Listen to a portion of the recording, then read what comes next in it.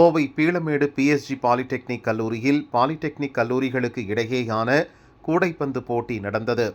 தமிழ்நாடு மற்றும் Pondicherry polytechnic athletic association சார்பில் போட்டி நடத்தப்படுகிறது. PSG கல்லூரி முதல்வர் கிரிராஜ் போட்டிகளை துவக்கி வைத்தார். முதல் அரையிறுதிப் போட்டியில் PSG மற்றும் ஸ்ரீ ராமகிருஷ்ண பாலிடெக்னிக் அணியினர் மோதினர்.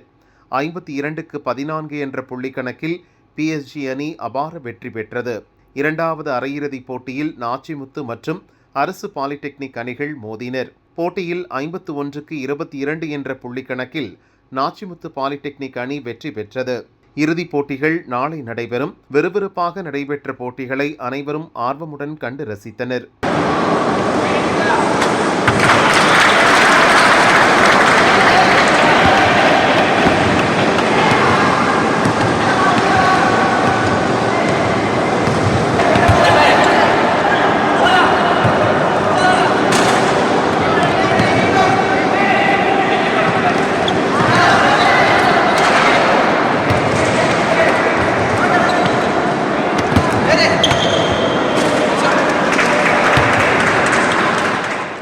ஏற்பாடுகளை PSG கல்லூரி உடற்கல்வி இயக்குனர் முரளி கிருஷ்ணா தலைமையிலான குழுவினர் செய்தனர்.